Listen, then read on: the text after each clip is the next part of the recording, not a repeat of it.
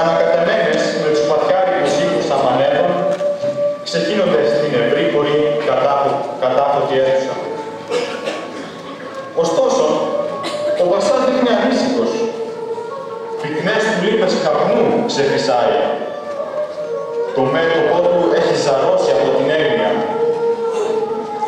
Κάποιος περιμένει ανυπόμονα και περιμένοντας μονολογεί.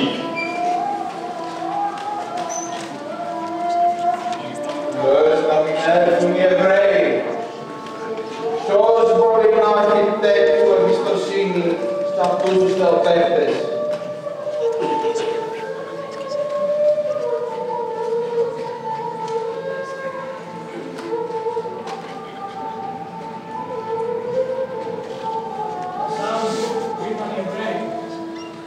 Θα περάσουν.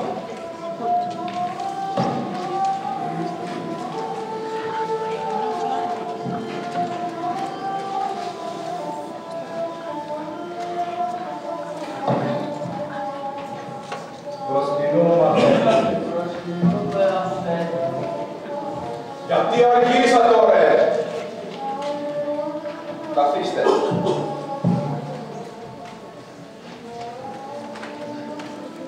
Περιμέναμε να βραδιάσει καλά, βασάνι. Έπειτα συναντήσαμε και κάποιους τους γεώργους προχωρώντας και πήραμε άλλο χρόνο.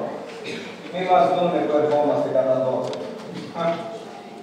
Πονηρό το γένος σας, Εβραίοι. Λοιπόν, ας μπούμε στο θέμα. Λέγετε, τι θέλετε? Βασά μας, τα παιδιά μας πεινάνε. Πόσα παιδιά έξω, Εγώ βασά μου δεν έχω. Αλλά... Τι άλλο? Οι άλλοι δύο? Εγώ δεν παντρεύτηκα ακόμα.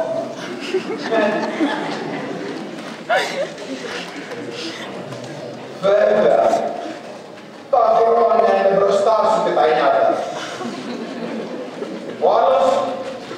Εγώ είμαι ένα γιο. Τότε, για ποια παιδιά μου μιλάτε εδώ, παίχτες? Για τα παιδιά των Εβραίων βασά μου. Για όλα τα Εβραιόπουλα. Καλά. Προχώρα τώρα. Τι θέλετε? Να, έλεγα βασά μου, πως τα παιδιά μας πεινάνε. Οι γυναίκες μας αδυνατήσανε και μόλις τα βγάζουν πέρα. Και γιατί γίνεται αυτό?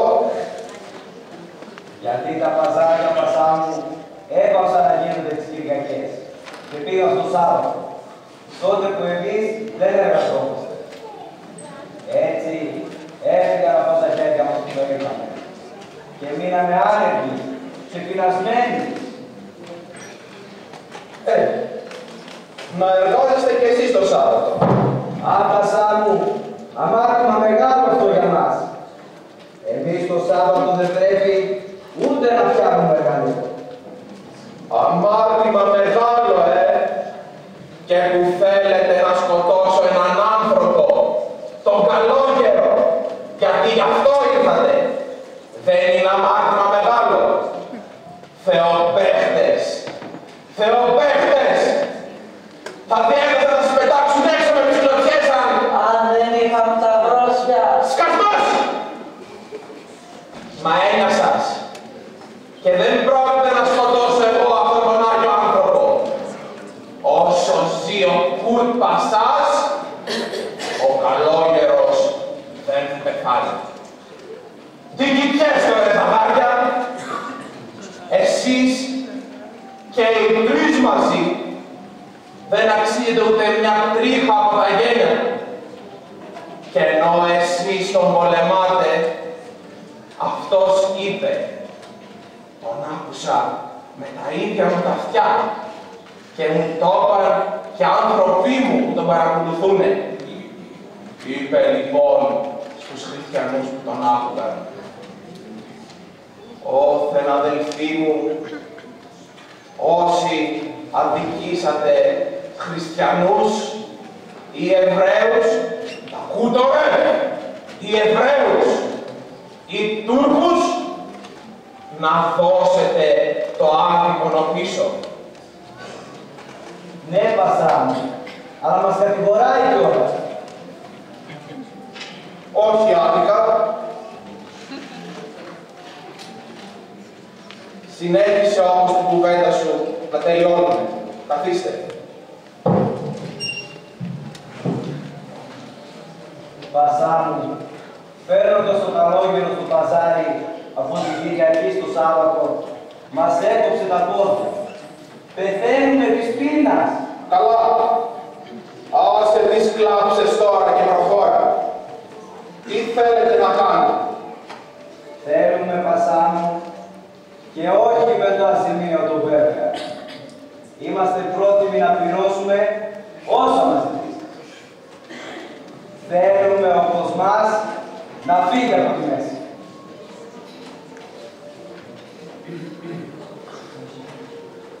Να τον διώξω τώρα. Άδικος κόπος, Πασά. Θα πάει παραπέρα και θα λέει καΐν. Και αύριο θα ξαναγυρίσει. Να τον φυλακίσω τότε. Κι αυτό κακό. Σαν θα είναι φυλακισμένος, οι χριστιανοί θα πεισμώσουν περισσότερο και θα τα πάρουν με εσένα. Τότε, τι να τον κάνω? Μία λύση υπάρχει, Πασά μου, και την ξέρεις καλά, πολύ καλά. Να τον σκοτώσω? Θέλετε να τον σκοτώσω? Δεν θα σας γίνει το χατήρι. Δεν θα σας γίνει. Να τον διώξω μακριά, ναι. Να τον βάλω φυλακή, ναι. Μα να τον σκοτώσω, όχι. Τα ακούσατε?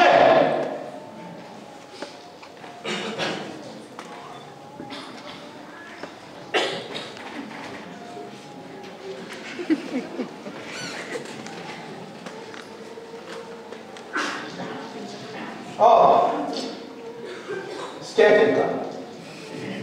Θα του πω να μην ξαναμιλήσει για τις Κυριακές και τους Εβραίους.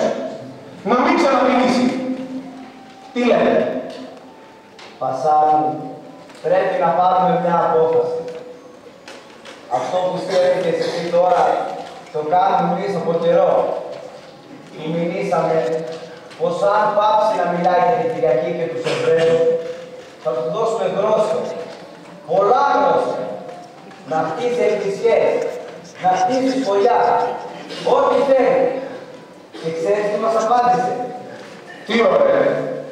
Μας είπε πως τα χρήματά μας είναι καταραμένα και πως θα προτιμούσε δωμάτια και λειτουργία να γίνονται έξω στο ύπεδο, παρά σε εκκλησιές και σχολιά, χτισμένα με λεφτά δικά μας. Γεια σου ρε καλόγερε.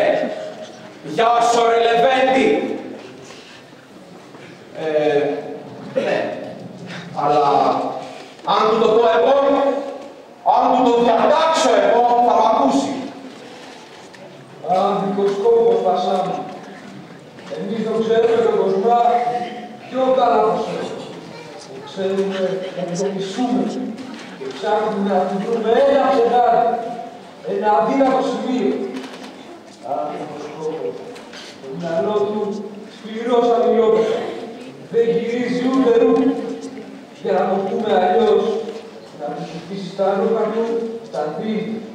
Να του ζητήσεις να τρέξει στην άλλη άκρη του κόσμου, θα πάει. Να του ζητήσεις τη ζωή του, θα την δώσει. Όπως εσύ, Πασά μου, δίνεις ένα γρόσο. Μα να του ζητήσεις και να του διατάξεις να ψαλιδίσει λίγο το λόγο του, δεν το κάνει. Με ό,τι κι αν του πράξεις. Ό,τι κι αν του ζητήσεις.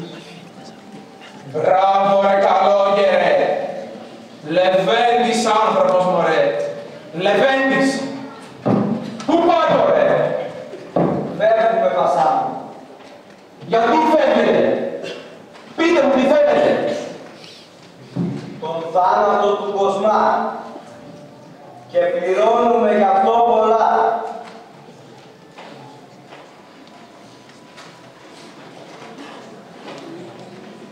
Πόσα ωραία.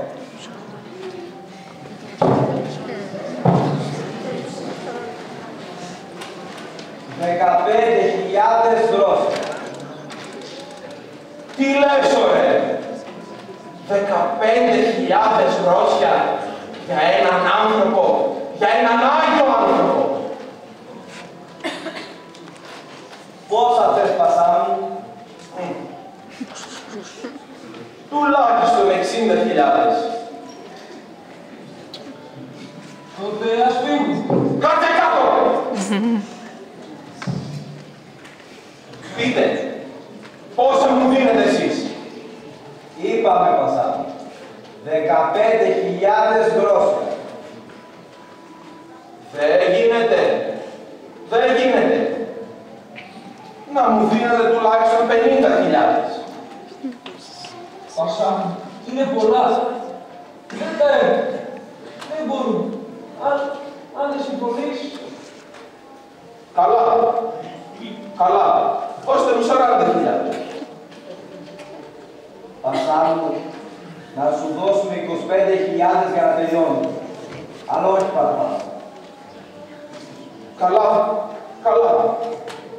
25.000 γρόσια. Αν και δεν είναι τίποτα για σας 25.000 γρόσια, Θεοπαίδες.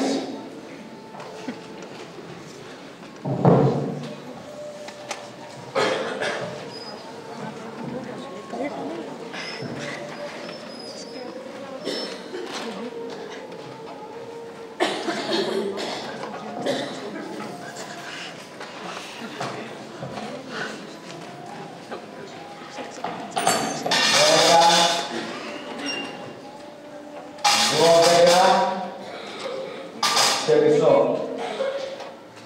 Τα άλλα μισά, πασά μου, θα τα πάρεις μετά την εκθέση. Οι Εβραίοι σιγουρεύουν τις δουλειές τους. Κοινώνουμε, αδερφέ. Καληνύχτα, Θεοπαίδες. Καληνύχτα.